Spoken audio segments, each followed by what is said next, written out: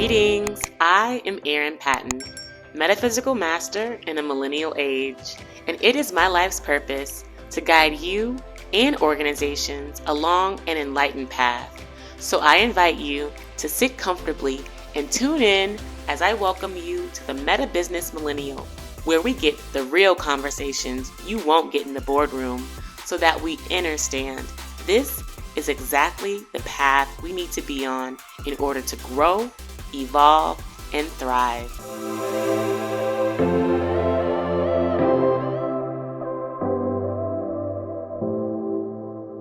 Greetings, I am Erin Patton, also known as Master L, and welcome to the Metabusiness Millennial podcast. If you haven't already, go ahead and subscribe to my channel, and when you feel called, definitely like this video and share it with your friends. And today's episode is very special because we have a psychic medium, Miss Lyndy Jewell, joining us from all the way down under, literally at the bottom of the map in Australia, in Victoria, like all the way down there. And I'm so grateful to have her here on the show. So welcome, Lyndy, to the show. Hi, Erin. Thank you so much for having me. We're very, very grateful to have you because today's conversation, I really want to dig into your journey as a medium, as a psychic, because I feel like when you say that to people, first of all, sometimes they get scared. Yes, Like, oh, they do. can she read my mind right now? What does it mean to be a psychic medium? What does it mean to be an energy healer in this day and time to you? Yeah, I think that, because we all do things differently, it certainly means different things to different people. But I do love having that reaction of people saying, what do you do? And for a very long time, I stayed, in the closet. I would say to people, I do administration. But now I love the reaction and seeing how people react. And it's usually one of two ways where they're like, really? How does that work? Or they're like, oh, and exactly like you said, like, are you reading my mind? Don't, they get a bit panicky. And I've done a lot of really unusual jobs too, where it kind of doesn't align. Like you would think that there's an assumption that people that do this kind of work are, very spiritual and immersed in all the organic things and all of the thing. But I've been things like an Aussie rules football coach. I've been a volunteer firefighter for a long time. I've done a lot of things that don't really, logically don't match up. But really, everything's enhanced by us using our intuition some way or another. And that's I just do that for a job. That's incredible. Yeah, because I definitely wouldn't have guessed you were a football coach or a firefighter. That's pretty intense. So, when you're thinking about how to marry the worlds of the work world and the metaphysical world, the intuitive part you just mentioned is critical. So what does that look like for you, and how do you guide others in tapping into that intuition as they do some of that work? Yeah, well, because I work very strongly with the combination of the psychic medium and the energy clearing or energy healing, I think that it's important. Like for me, obviously, being the person kind of guiding or encouraging or assisting someone with letting stuff go to break through barriers, that intuition aspect it just can't be ignored. It's something that I genuinely believe that we are all intuitive in some way or another.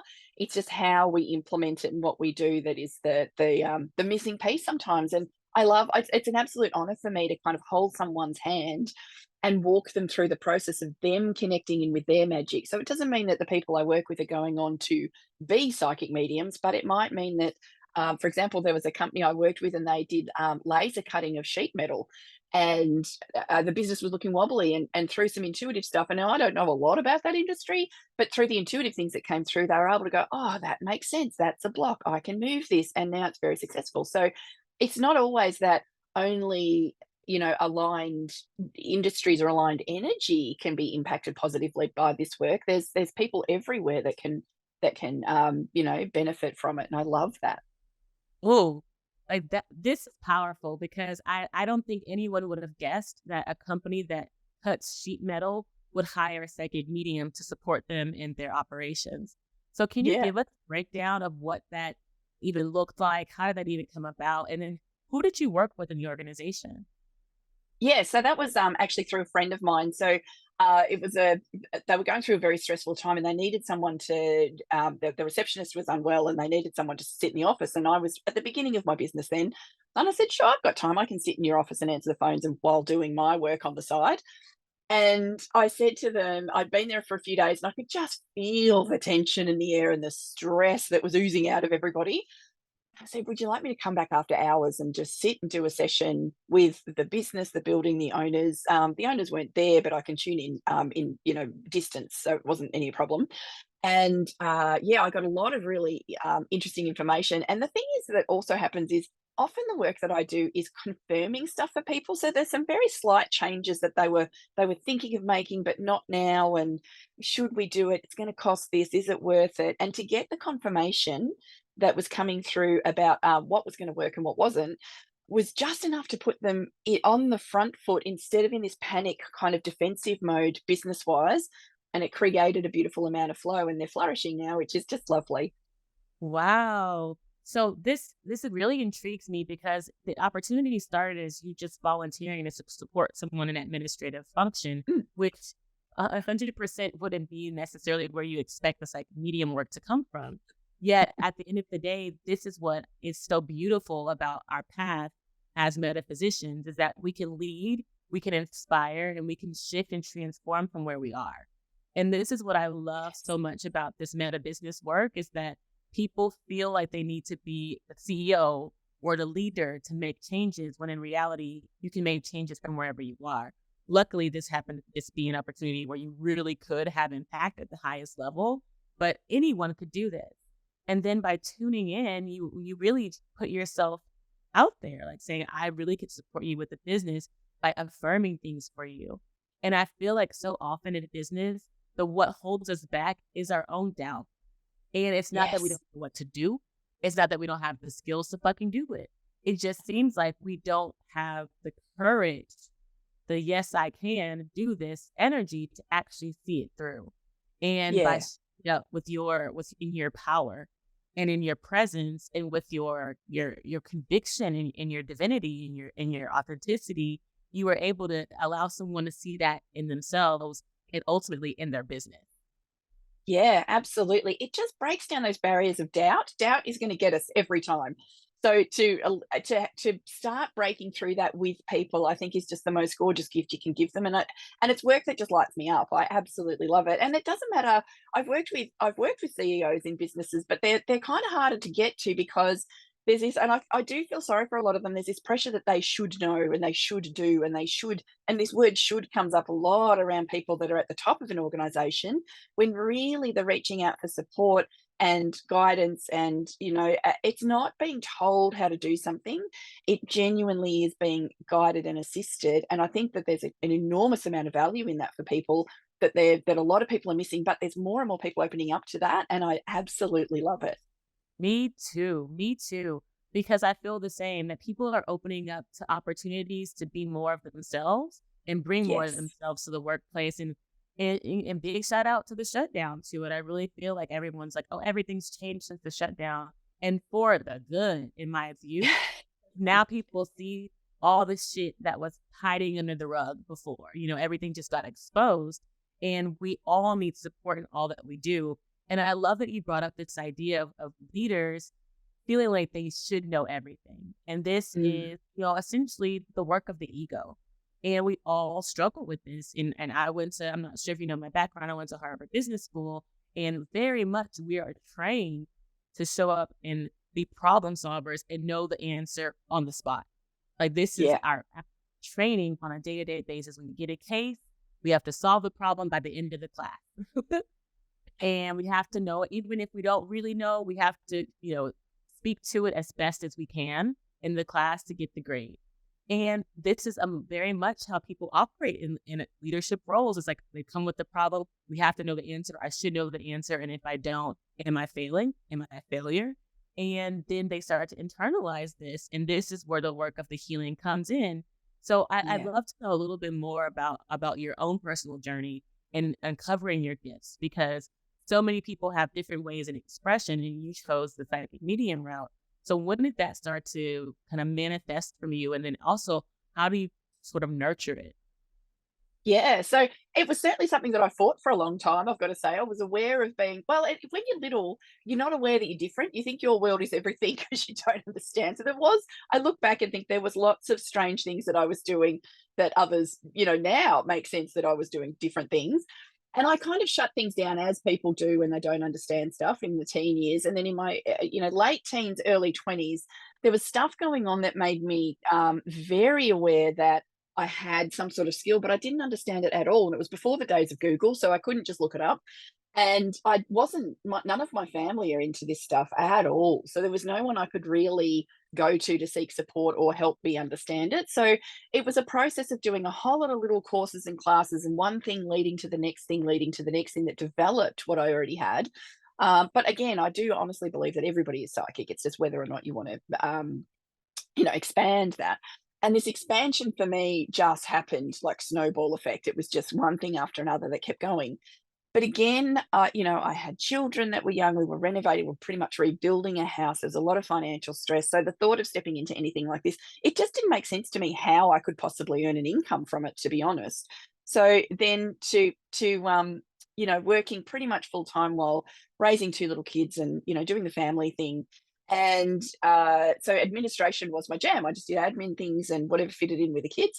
And then it got to the point where the jobs that I had, and again, you said about being grateful for the shutdowns. I had a situation where I was at this employment that I thought I was going to be at till the end of time. I really enjoyed it. I was good at it, blah blah blah.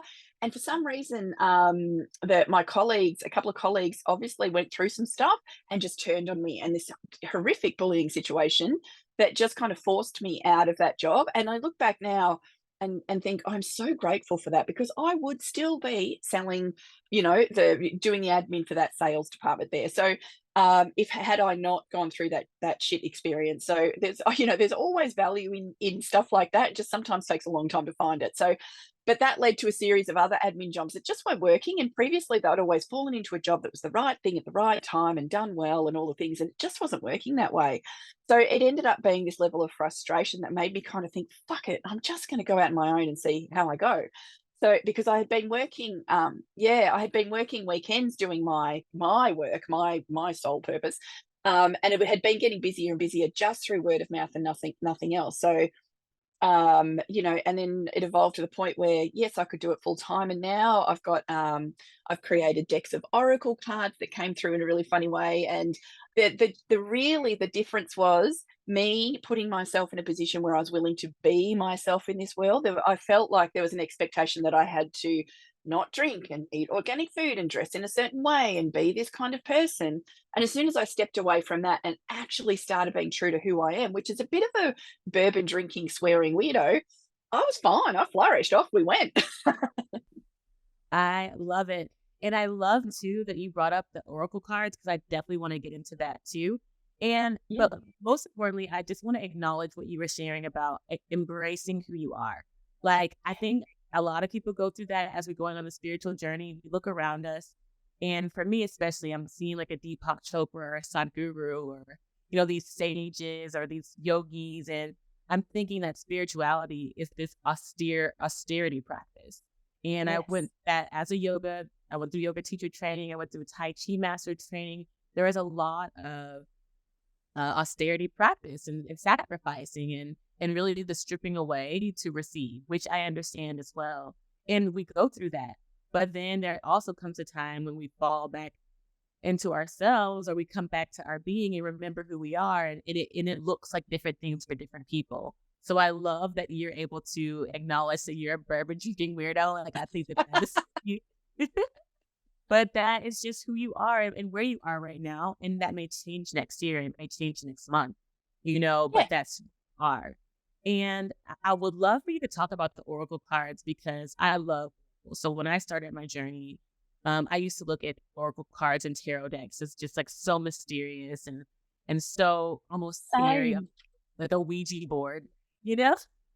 And now I have like three different. And that's not even a lot compared to some people, but I have like three different oracle decks. I have like two different tarot decks, and I engage with them, when I feel comfortable doing so.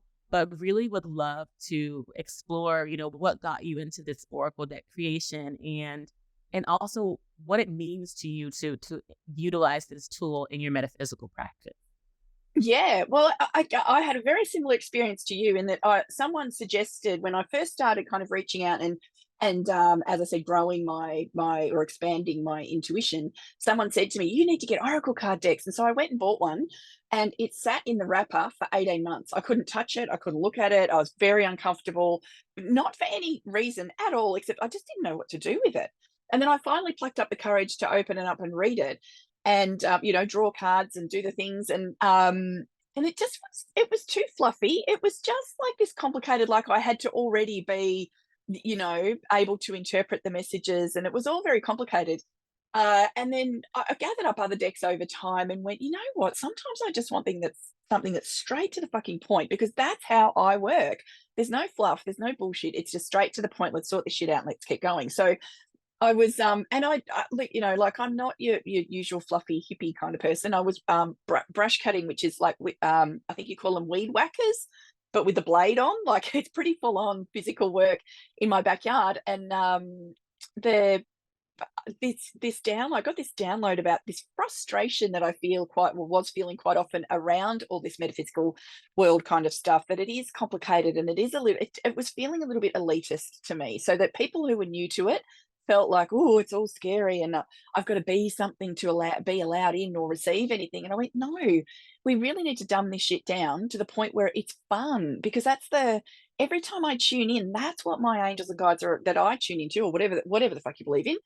It's all about the fun, it's all about the vibrancy, it's all about the connection, and they are sweary, and they are, wanting people to move forward without the complication. So when I got the intuitive download about this deck, honestly, I was whippersnipping away, sweating buckets because it was hot, and just went, "Oh, I've got to put this thing down." So I just put the whippersnipper where it was, walked up to the house and started typing out the titles of the cards that had been dropped in. And I was giggling while I was writing the titles, and then the booklet information that came through as well, giggling while I was doing all that. And even now I draw cards and go, I can't believe I wrote that. Like, it doesn't feel like it's very definitely my vibe, but I forget what I wrote because it was all a bit of a download situation. But getting the information and creating the actual words and the messages was super easy. Getting them printed was one of those things that was it kind of fell into place, but it was completely out of my comfort zone. I had no idea. I'm not a creative person visually, so I had to but my assistant at the time was able to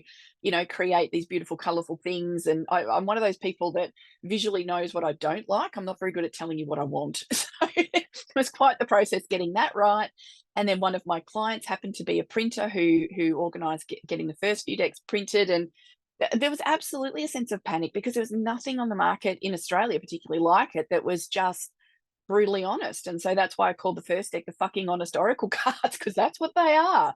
So and it was just a beautiful process to get them out in the world and and the feedback I get from people saying, oh, we had a family event and we got them out, and 86-year-old Uncle Eric loved the blah card, who would never have touched any of this stuff. So I think it's a nice introduction, a fun and gentle introduction to people into the woo woo world, and I love that. I think everyone can benefit from it, so why not make it easy? Honestly, you like that just touched my heart for real. Oh, Because my motto, and I've really started to embody this motto from one of my mentors in my metaphysical journey, my spiritual journey in this day and time, is play, fun, and love. I do not have enough of that in my life. So right now in this season, it's all about cultivating more playful moments, more fun moments, and more loving moments for myself, for my family, and my business. And for you to say that you got the download, that I am here to make metaphysical tools and experiences approachable, simple, fun, and fucking honest is brilliant. It really is.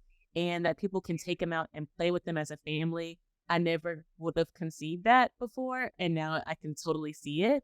But I'm always thinking I got to have like my crystals and my Palo Santo and the sacred space, yes. for my We're clients. excellent at complicating shit, aren't we? Period. Period. Making sure I say my prayers over them and I connect to the divine and all of this, that, that. and not even wanting to acknowledge that it's just in our very being and essence where we are connected, and our honest and our fucking honest being in connecting that's really authentic and real. And so I love that so much. Mhm. Yeah, and that was something that very early on I was connecting to this honesty, and we all have so many gorgeous mentors along the way, and I think it's really important for people to remember that sometimes your mentors are there to teach you how to do stuff, but sometimes they're also there to teach you how to not do stuff. Like you might look at the way they do something and going, I love this, that you've taught me this element, but that's not my jam. And that's okay for us to go, not for me. So, one gorgeous mentor I had who really was incredible at expanding my mediumship. She is absolutely genius, but she was very much, oh, you can't swear, it lowers your vibration. And at the time I was doing medium work and thinking, well, they, as in people on the other side, the past people, are swearing to, reiterate a point or to say they're not going to, the person that I'm working with who's connecting to their dead people is not going to listen until you say, for fuck's sake, get this bloody thing done or whatever the conversation, because they're not, if the person that was alive was here and was a swearer, they get to the other side. It's not like, they've still got that essence of them. So that people were much better at connecting with the message that, oh yeah, that's something that that Nan would say, or my brother would say. So that that stepping away from other people's rules, I think, is important as well. And it's a very brave kind of thing to do, I think. And I'm not saying that from my perspective, but when I encourage others to do the same, I'm always really impressed when I go, yes, you listened to what I said, and then you interpreted it your way and you did it your way. I don't want to teach people or assist people in a way that my favorite saying is run this shit through your own filter, because it's really important that we resonate with it as individuals, rather than just accepting what someone says if you resonate with them. Very, very different things. Oh, please repeat that. And I will do it for you. So you have to Thank you. make sure it resonates with you as an individual. Like this is a learning Yes. that we all have to start to embody, because I too swear a lot. And I too am, non-traditional in my projection of myself out into the world. I post sexy pictures, and I am off like I'm toasting champagne, and I'm wearing simply clad clothes, and I'm a sex kitten. Like that's part of who I am. So I have to embrace and embody that as well. But before I would hide that part of myself because Mm, I didn't think that was spiritual. Like when I was doing my Tai Chi practice, I used to wear like oversized pants and like big baggy t-shirts. And that doesn't feel feminine to me, nor does that feel authentic, no. nor is it being sexy. So I really had to start to evaluate myself. Like you said, some mentors teach us things that are really great for us, and other things don't align. To hide my body really felt misaligned with who I am as a woman. So I had to reevaluate that. Very simple to how you had to reevaluate how you speak. I really had to reevaluate how I show up, because I want to make sure that I'm resonating with my own self and with my being, which actually gives me the power that I have to be able to Yes. inspire other people, to teach other people, to embody the greatness that is this divine nature. And so I'm so grateful that you lifted that up. Yeah, and I think that, look, there's so many, it's easy to and we can do it particularly when we're uncertain, when there's self-doubt kicking around. We look at someone who's doing something well and that we appreciate them, and we, enjoy what they do, and we can kind of align ourselves a little bit too closely with that. But like you said, flourishing in your own way, like your femininity just pouring out of you, I think is absolutely, that is divine. It's gorgeous, and it will line up with people who need that. And I think that we forget too that your feminine approach and your sexuality being out there and open and gorgeous will align with someone for a certain for a certain amount of time, and then they will grow in a different direction, and perhaps you will as well. And that's what we're here for. We are here to help each other grow in so many different ways. It's not always a way we consciously or logically think it will happen. We really have to be open to the way that the energy just flows, and expand that at every opportunity, and grasp, the learnings and the guidance as we can, as we go. I love that you said that, because everything is in a time and in a season. Because there was no Yeah. way, I started this business 3 years ago, November 2020, and coming up on my anniversary because it's my birthday month. So that's why I remember. Oh, happy anniversary. Yeah, thank you. And I never would have guessed that I would be in this space talking about, sexuality and the feminine nature and being so sexy and things like this. I never would have guessed that because that's just not where I was then. And to your point, that likely may not be where I am 3 years from now, yet it's part of my soul's journey and discovering myself. And I unlocked this when I started to explore, my father wounds, my mother wounds, and how growing up, in the Catholic Church, I was in a very, puritanical environment where I had a promise ring that I'd never have sex till I got married, and we never talked about sex. I remember getting punished I found out I had a boyfriend, and we were exploring those things, and so it really was this punishing energy that I had around my body, around Mm, the expression of my body, and sex. Could it just be blunt? And yeah, so the at my age and still feeling that punishing energy, it really had to be healed for me to move along on my journey of attracting my divine mate and living in my divine purpose. So that's why it looks like this for me. And you acknowledged it, and I just want to continue to lift it up that it's going to look like different things for different people, and people are going to yes, be attracted to different things at different times to guide them on their journey. So yes, that yeah. would be me. And I think that's enormous, like that talking about that guilt and shame and fear and stuff, that to me is all heavy bullshit energy that we do not need. And it's kind of and it very much keeps us dulled down.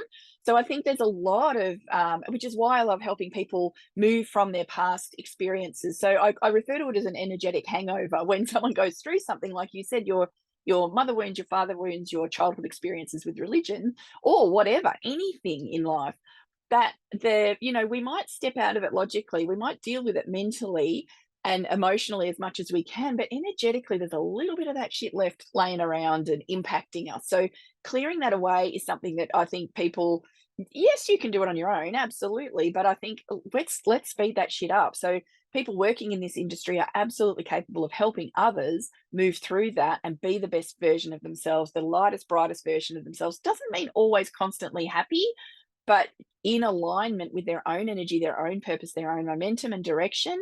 And honestly, the whole the ripple effect, the positive ripple effect of that work, and that the person receiving the energy and doing the work themselves, and the person offering the work. I think it's such a beautiful flow and connection that just improves everything everywhere, and it's a lovely, lovely part of to be part of that. I think is an absolute honor. Mm, absolutely.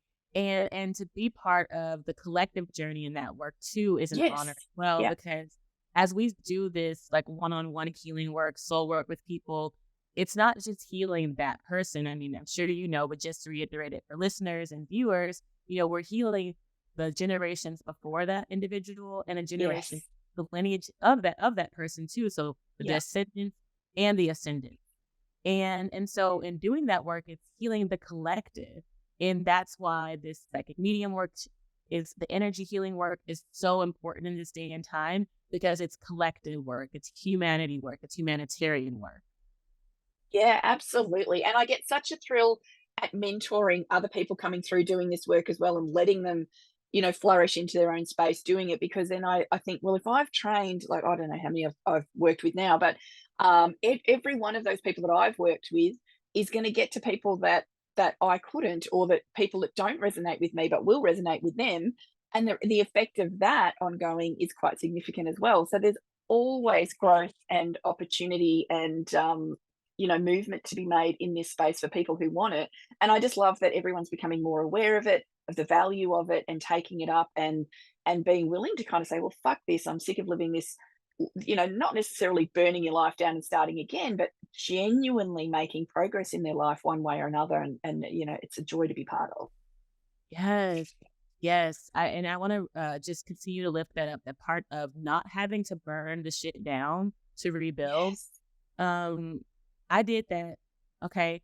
And it's not fun, to run away from your problems and, or to throw it all away and kind of move on. It's literally just going to take you twice as long to rebuild. So it's really about taking very intentional, and also very sequenced steps in the direction where you want to go. It's really about sitting first with yourself and knowing, okay, I want better for my life, and asking God, asking yourself, what do I need to do to get there? And don't give up, because that burning down is really just still a lot more of that destructive energy. So it's Mm. recycling of where you are already, and it's not going to get you to where you want to go. So I'm so grateful that Yeah. you lifted that up. And it's a very I think that's probably not something that's talked about a lot, but to run away or burn things down or change everything enormously is an element of you not really owning your shit. And I think sometimes you've got to reflect and be super honest with yourself about what are you bringing to this. The common denominator in whatever shit is going wrong in your life, in a consistent kind of loopy pattern, you are the common denominator. So what are you doing to genuinely change where you're at and what you're doing to step away from the anxiety or the stress or the overthinking or whatever it is? And it's not, you can't just turn that shit off. It needs work to understand how you can eliminate it or dial it down or live with it or create a space where you can still be moving forward and having those elements of you still there. We want you to grow and evolve. We don't want you to, shed everything and become something else. So I think that owning your shit is quite important. Period. And I know we have to kind of bring this to a wrap. So I want to start to ask, what offerings do you have for people, if any at all, right now? And then how can people get in touch with you and learn more about your oracle cards and your psychic medium work, your energy healing work? Yeah, fantastic. Well, I'm very excited to say I've got nearly 20 stockists of my oracle cards over in the States and Canada now, which is a very big thing for a very small business in Melbourne. But you can get them on my website too. So to not have to deal with the ridiculous postage fees, I recommend you go to one of the stockists in America. But they're available on my website. I offer sessions as well, online and in person, so people can organise those online as well. And I'm open for mentoring, and sometimes I run courses and classes online too. So there's lots of ways. And then at 7:30 a.m. Melbourne time, I every weekday morning, run a little. I call it a love from Lyndy, where it's just a little pep up for people, just a little opportunity for them to tune in and grab a little bit of, usually brutally honest, but often shit people need to hear. A bit of a start to the day that offers that energetic realignment and that recognition where they go, yeah, that's right, and just lights people up and sends them on their way. So I love doing those sort of things as well. That's beautiful. And can you give us your website address? Yeah, sure. So it's Lyndy Jewell, but it's Lyndy, and Jewel is JEWELL.com.au. And everything you need to know about me is on there. And I've obviously got Insta and Facebook and TikTok as well. Nice. Okay, cool. We'll definitely have all that in the show notes. And I Thank you. just want to thank you so much for your time and for your quirkiness, your authenticity, your honesty. This was definitely just a beautiful conversation. So thank you. It's been an absolute pleasure chatting with you, Erin. Thanks so much for being here. And thanks to all the listeners that tuned in. Yes. And for all of those that want to follow the Meta Business Millennial Podcast, we're on Instagram or on YouTube at I Am Erin Patton, also at the Meta Business Millennial Podcast. Again, be sure to like, subscribe, and share this if you feel called. We very much appreciate you making it all the way to the end. We love you so much. Peace. Did you really love this episode of the Meta Business Millennial Podcast? Well, I am honored, and I appreciate you subscribing, leaving a review, and sharing it with your friends. In the meantime, stay bright, my friends. Much love and light. Peace.